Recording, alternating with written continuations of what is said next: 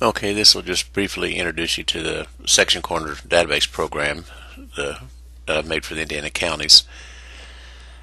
And briefly just kind of go into the reason for it and purpose. Indiana code requires the counties to maintain a database of all the section corners, corner perpetuation program.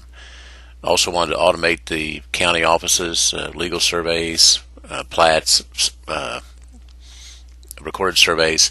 Basically, anybody that would come into a county office and wanted to get the current records, keep that current, have it in a database where they could easily retrieve it. He had to come up with a system to mark these section corners, and I kind of used one that came from Missouri. It's got the corners going across the top, 1 through 25, and then the alphabet down the side, A through Z, with the exception they left out I, so it wouldn't be confused with 1. And this system is basically what was in McIntyre's book, Perpetuation of Corners, that he wrote for ISPLS way back, I think, in 1972. And John McIntyre was, Purdue professor, pretty well known. He wrote Land Survey Systems, and basically, if you're surveying Indiana and you don't know who John McIntyre is, well, I guess you probably all just quit. But anyway, that'll lead you into the reason for doing this, and I'll kind of go through the program and show you what it can do. So okay, to keep these short, I'll probably just show a few features of the program at a time rather than go through the whole thing, and that will make some short videos. And the first thing we'll do is fire the program up. And it's loading corners, comes up. And this is for Orange County. Now, whatever county you're in, there's a database in the background that tells you what county you're going. So this is Orange County, which is 59. If it had been Lawrence County, it would come up Lawrence County. Or in other words, this title is controlled by what database we're working in. But what I'm going to show right now is a corner record search feature. We'll go into these others later. But right now you hit corner record search. The county's listed 59. This drop down arrow is only going to give you the townships in the county. In Orange County, we're small, 20 by 20, 20 miles by 20 miles, and this is the townships we have here. So 1 north, same way with the range. This lists all the possible ranges we have here. So put those in there, you run search, and it brings up the whole township 1 north, 1 west. And what you see here is that the corners that are in red. If you see a number red, like section 20 the center's in, section 21 the center's in. Matter of fact, I live in section 21. There's quite a few corners here. We'll use that as an example because it has a little bit of an oddball that we can talk about. So from this screen, you can click on any of these corners and it's going to bring up that corner record only. There's one there. You could, any one of these here is going to bring up the corner record associated with it. But if you click on the center, it's going to drill down into the section. Now we're looking at section 21, 1 north, 1 west, with all the corners. The added bonus to this is now we got some quarter quarters that didn't show up before in the main township screen. And this is one here where we happen to have some pictures and state plane coordinates on.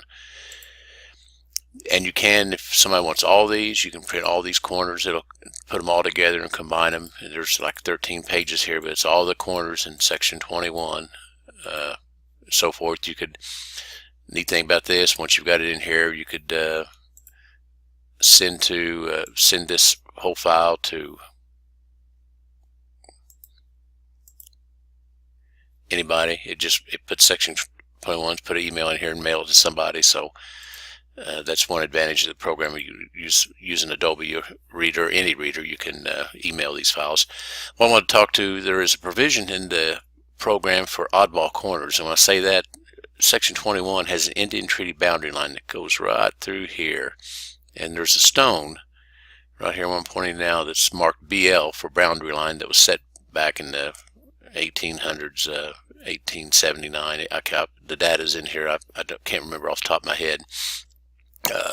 It's been there for a long time, ever since I've lived here. Some surveyor did come in here later and set a pin about 10 feet away from it, I guess because the math didn't check, but that's another video I can rant about later.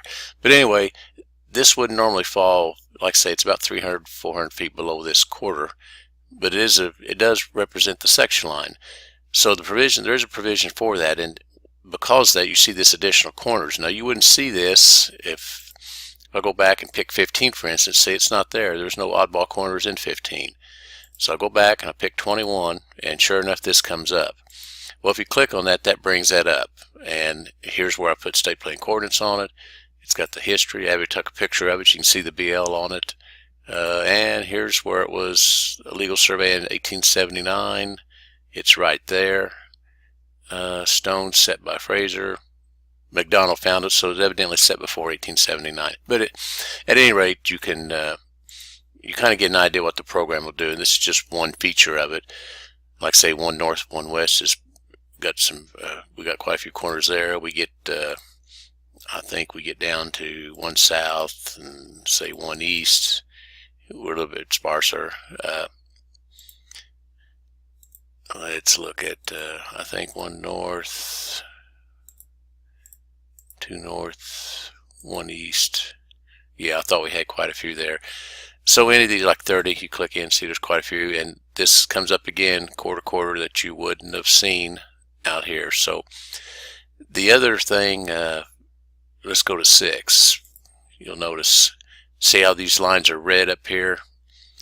This denotes, we're in another township in range. So those corners wouldn't, you would want to search in those sections also. But the program's going to find any corners, no matter how they're listed. If somebody come in here and called this a northwest of 10, and you're searching at 9, it's still going to be found because, once again, it goes back to that numbering system that I talked about earlier. So everything's listed in based on that grid. Anyway, I'll end this one here to make this a little bit short, and we'll come back and we'll talk about some other features of the program.